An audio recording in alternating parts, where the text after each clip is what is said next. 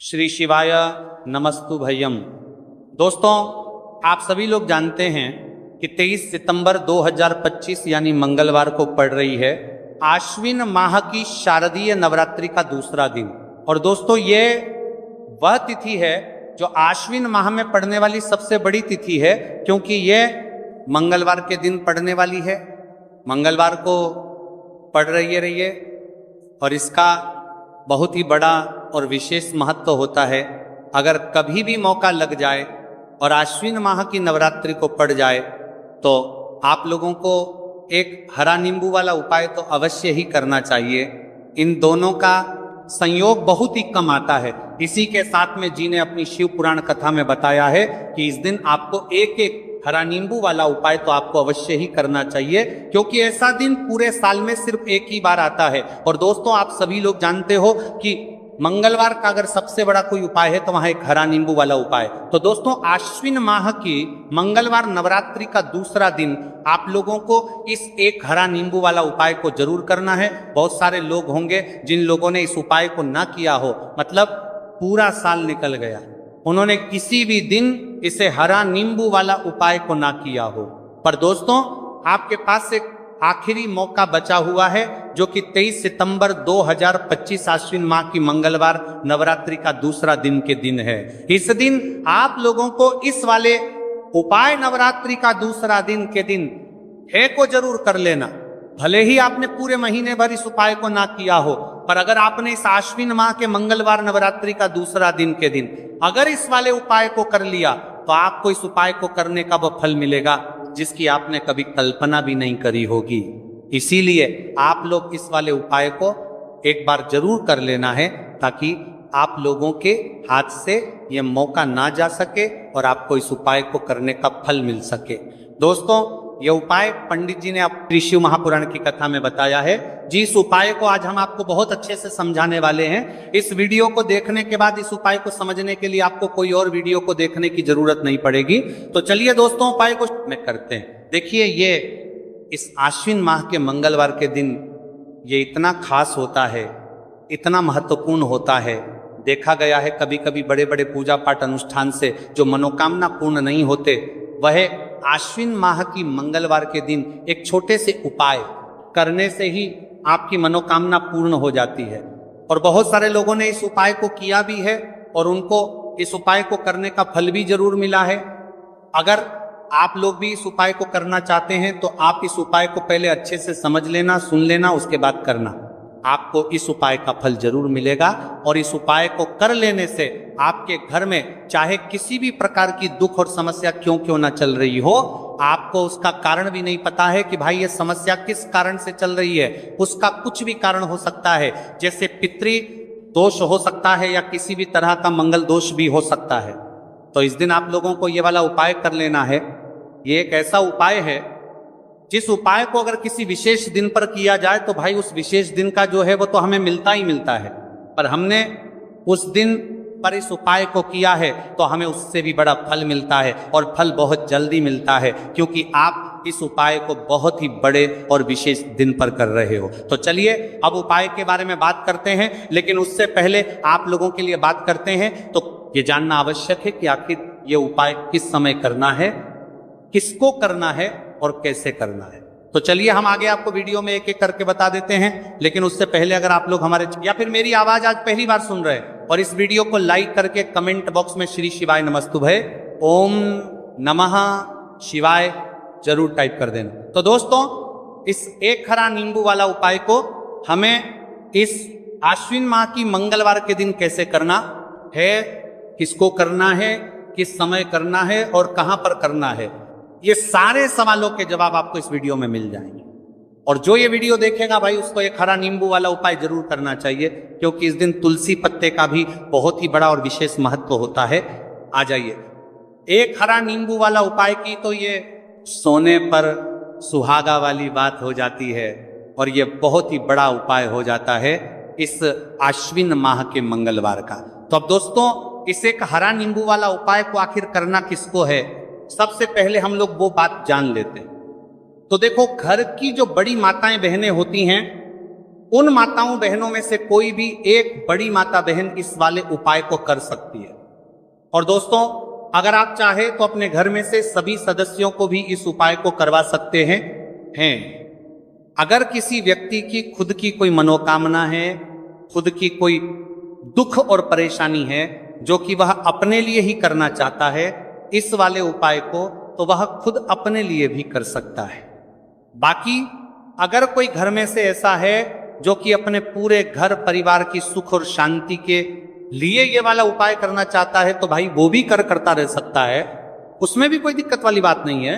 कहने का मतलब यह है कि इस उपाय को हर एक सदस्य भी कर सकता है और पूरे घर परिवार के सदस्य के लिए घर की बड़ी माताओं बहनों में से कोई एक माता बहन भी कर सकती है। माताएं बहनें अगर घर में उपस्थित ना हो या वह ये वाला उपाय ना कर पा रही हो, तो फिर घर का कोई बड़ा सदस्य भी इस एक हरा नींबू वाला उपाय को कर सकता है, चाहे फिर वो पुरुष ही क्यों ना हो, उसमें कोई भी दिक्कत वाली बात नहीं।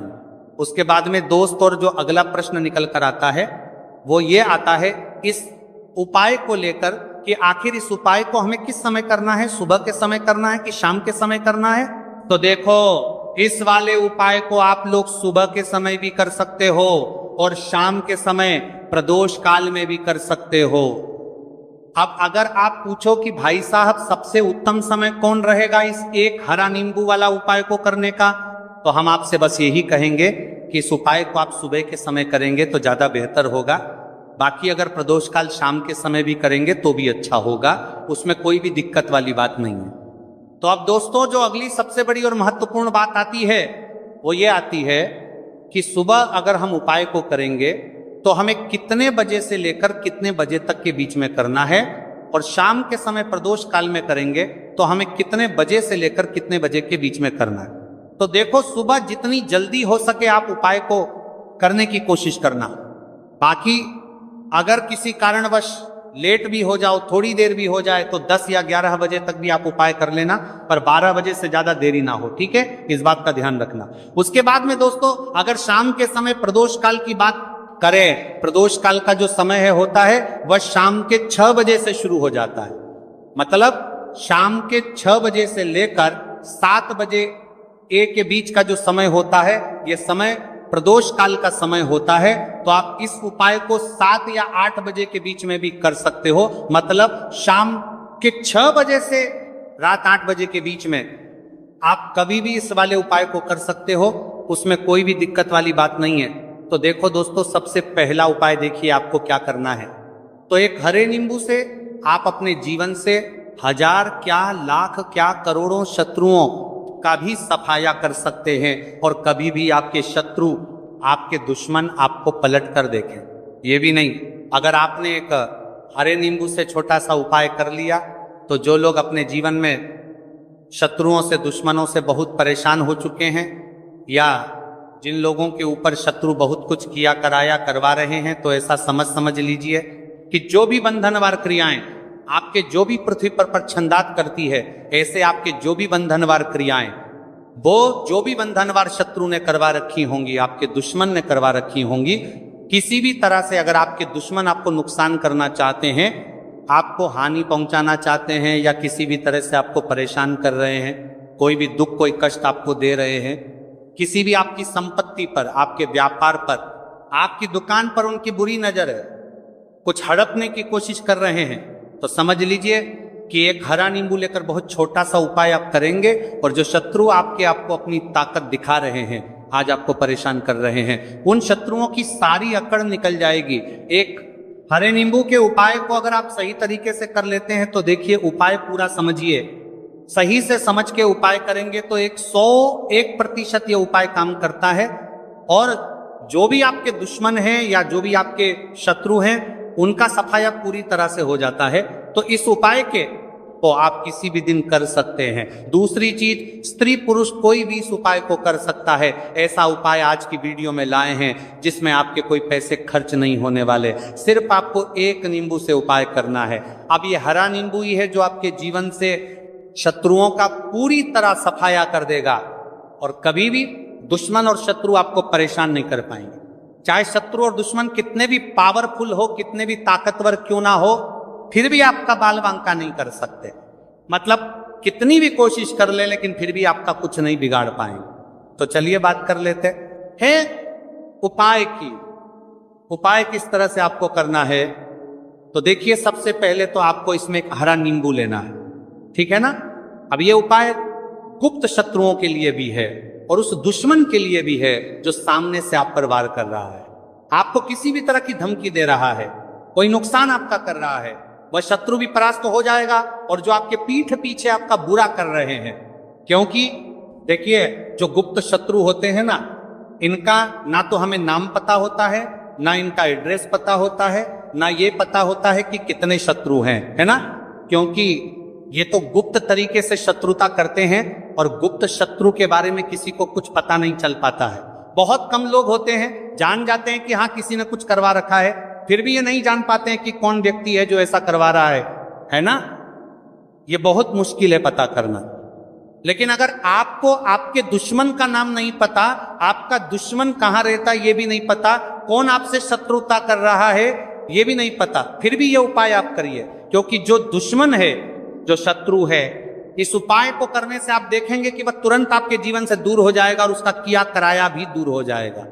जो भी आपके ऊपर करवा रखा होगा, आपके व्यापार पर करवा रखा होगा, क्योंकि बहुत सारी उच्चाटन और बंधन बार की क्रियाएं हैं जो लोग करवा देते हैं। बहुत सारे तांत्रिकों के पास जाकर और भी बहुत सारी जगहों पर जाकर लोगों के साथ बहुत कुछ गलत करवाते हैं। लेकिन आप विश्वास मानिएगा, इस उपाय को करने से जितनी भी क्रियाएं हैं ऐसी वह सब कट जाती हैं। और इस उपाय को करने से घर बैठे आपके शत्रु जो है वह दूर हो जाते हैं, मतलब कहीं जाने की आपको आवश्यकता नहीं पड़ती है। तो चलिए बात कर लेते हैं उपाय की। देखिए इसमें एक हरा नींबू आपको लेना है, नींबू बिल्कुल दाग दगी लाना हो। आपने देखा होगा कि कभी कभी नींबू के ऊपर छोटा छोटा दाग है ना आ जाता है, या नींबू थोड़ा सा खराब होता है, लेकिन आप कभी भी उपाय के लिए खराब नींबू ना लें। एकदम साफ सुथरा सा नींबू आपको लेना है। और एक पीला नींबू भी आता है, पीला नींबू बिल्कुल आपको इस उपाय में नहीं लेना है, लेना हरे रंग का ही नींबू है, ग्रीन कलर का। इसी के साथ आपको एक काले रंग का पेन लेना है, काले रंग का कलम आपको लेना है। कलम कोई सा भी आप ले सकते हैं, कोई भी पेन ले सकते हैं, स्केच ले सकते हैं, मार्कर ले सकते हैं, ठीक है ना। कोई भी पेन आप ले लीजिए। अब आपको क्या करना है, ये दोनों चीजें लेकर अपने घर में एकांत में बैठ जाना है, जहां इस उपाय को करते समय आपको कोई रोके टोके ना है, ना ऐसी जगह पर करेंगे। चाहे कमरा है आपके घर में ऐसा, या कोई भी गैलरी, बरामदा, जहां इस उपाय को आप करें और आपको कोई रोके टटोके ना। भले उपाय के बारे में सबको पता है, आपके घर में फिर भी उस समय कोई आपको डिस्टर्ब ना करे, है ना। इस तरीके से आपको उपाय करना है। तो देखिए सबसे पहले नींबू आपने क्या करना है, नींबू पकड़ना है हाथ में और काले रंग के पेन से इस नींबू के ऊपर अपने दुश्मन का, अपने शत्रु का नाम लिख देना है। अब बहुत सारे लोग कहेंगे कि हमें तो ऐसे ऐसे शत्रु हैं हमारे जीवन में जो गुप्त हैं, जिनको हम जानते भी नहीं, उनका नाम कैसे लिखेंगे। तो देखिए अगर शत्रु का नाम ही नहीं जानते, ये भी नहीं जानते कि कितने शत्रु हैं, तो केवल आप उस नींबू पर शत्रु लिख दें। देखिए जब आप केवल शत्रु लिखते हैं ना, इससे आपके सारे दुश्मन, सारे शत्रु ही परास्त हो जाते हैं, सभी के सभी का सफाया हो जाता है। तो नींबू के ऊपर केवल शत्रु लिखेंगे और फिर इसे आपको काले रंग के कपड़े में रख देना है। शत्रु लिखने के बाद या शत्रु का नाम लिखने के बाद काले कपड़े में रख देना है और 3 बार आपको बोलना है, मेरा शत्रु परास्त तो हो, मेरा शत्रु परास्त हो, मेरा शत्रु परास्त हो। इसके बाद आपको क्या करना है, काले कपड़े में इस नींबू को रख के इसे बांध लेंगे, परतालू पोटली टाइप की बना लेंगे। और जहां कहीं भी आपको थोड़ी सी मिट्टी दिख जाए, आपके घर के बाहर कहीं भी आपको लगे कि हाँ यहाँ कच्ची मिट्टी है, यहाँ खुदाई हो सकती है, वहां छोटा सा गड्ढा कर लें। घर से कोई चीज लेकर जाएं और उस गड्ढे में इस नींबू को आपको रख देना है और मिट्टी अच्छे से ढक देंगे कि नींबू बिल्कुल दिखे ना। ये उपाय शाम के समय का है, मतलब जब सूरज छिप जाता है उसके बाद कभी भी आपको ये उपाय करना है। सूरज की रोशनी में ये उपाय आपको नहीं करना है। ये उपाय करिए और जब आप इस नींबू को पूरा ढक देंगे, अपने घर चले आइए और कुछ भी आपको नहीं करना है, पीछे पलट कर नहीं देखना है। घर आकर हाथ पैर धो लेंगे और 1000 शत्रु हो, लाख हो, करोड़ हो, बिल्कुल उनका सफाया हो जाएगा। उन्होंने जो क्रियाएं आपके ऊपर करवा रखी हैं, तांत्रिक क्रियाएं, या कोई भी जादू टोना सभी कुछ दूर होता है। इस उपाय को करने से तो करिए ये उपाय और इसका चमत्कार देखिए। सिर्फ और सिर्फ आपको इस उपाय को एक बार ही करना है और एक बार ही उपाय करने में शत्रु का पूरी तरह सफाया हो जाएगा। सारे शत्रु का पूरी तरह सफाया हो जाएगा। शत्रु का पूरी तरह सफाया हो जाएगा या के परास्त हो जाएंगे। सारे दुश्मन आपके सामने नतमस्तक हो जाएंगे, आपके सामने हाथ जोड़कर माफी मांगने को मजबूर हो जाएंगे। मतलब आपका आप कुछ नहीं बिगाड़ेंगे। तो देखिए, नींबू जो है ये साधारण नहीं होता है। नींबू के अंदर ऐसी ऐसी शक्तियां पाई जाती हैं जो आपके दुश्मन को, आपके शत्रु को जड़ से खत्म कर सकती है। आपने देखा होगा कि जब भी लोग अपना व्यापार शुरू करते हैं या जो भी बिजनेस करते हैं, दुकान खोलते हैं, छोटा मोटा व्यापार जैसा भी काम करते हैं, वहां पर नींबू मिर्च जरूर लगाते हैं। क्योंकि देखिए, जो नींबू और मिर्च होती है ये आपके जीवन में और बढ़ाने का काम भी करती है। क्यों? क्योंकि नींबू और मिर्च जो होता है, इसे जब आप अपने घर के दरवाजे पर या दुकान पर, शॉप पर लगाते हैं, इससे कभी भी आपके दुकान को, शॉप को नजर नहीं लगती है। पूरी नजर को बाहर ही रोक देती है। साथ ही साथ जो नींबू होता है ये शत्रु से छुटकारा दिलाने के लिए, दुश्मनों को दूर करने के लिए बहुत उत्तम होता है। तो उपाय करें, आपको लाभ जरूर होगा। अब हम बात करते हैं दूसरे विशेष उपाय की। देखिए, यह उपाय भी आपको तुलसी जी के पौधे के वहां पर करना है। आपके भाग्य का उदय करने के लिए आपके घर में धन समझी की गई, आपके घर में धन समझी की गई, आपके भाग्य के संजी के, आपके भाग्य कर्म में तुलसी जी के संजी के घर में परेशानियां हैं। कर्ज की समस्या अगर दिन पर दिन बढ़ती जा रही है, खत्म नहीं हो रही है, बहुत ज्यादा परेशानियां हैं, तो आपको ये उपाय करना चाहिए। देखो करना क्या है, बहुत ध्यान से समझना। आपको मात्र तांबे के पात्र के अंदर जल लेना है। उस जल के अंदर एक चुटकी आपको हल्दी मिला देनी है, ठीक है? और साथ में लेना है एक कमल गट्टा। ये केवल उपाय मंगलवार चैत्र नवरात्रि के दिन करना। अगर आपको ऐसा लगता है कि आपके जीवन में अष्टलक्ष्मी का वास नहीं है, भाग्य का साथ आपको नहीं मिल पा रहा है, तो आप ये उपाय मंगलवार के दिन कर सकते हैं, मंगलवार के दिन भी कर सकते हैं, ठीक है? रवि, मंगलवार और मंगलवार दोनों दिन आप ये उपाय कर सकते हैं। देखो करना क्या है, इस टाइम के पात्र के अंदर हल्दी डाली और एक कमल गट्टा डाला। अब आपको तुलसी जी के वहां पर जाना है। देखिए, जब आप हल्दी डालोगे जल के पात्र के अंदर, तब आपको ओम नमो भगवते वासुदेवाय का 11 बार जाप करना है, फिर हल्दी डालना है। जब आप कमल गट्टा 12 डालोगे, तब आपको ओम श्री नमः या ओम महालक्ष्मी नमः इस मंत्र का जाप करते हुए एक कमल गट्टा डालना है। 11 बार जाप करना है, ठीक है? कमल गट्टा और हल्दी दोनों होना चाहिए। कमल गट्टा महालक्ष्मी का प्रतीक माना जाता है और हल्दी जो है वह भगवान विष्णु के निमित्त आप हल्दी डालेंगे, ठीक है? इस जल को आपको तुलसी जी की जड़ में अर्पित करना है। ओम नमो भगवते वासुदेवाय का जाप का रहते हुए बस इतना सा उपाय करना। धन संबंधित को कोई भी परेशानियां है वह सब दूर हो, ऐसी आपको प्रार्थना करनी है।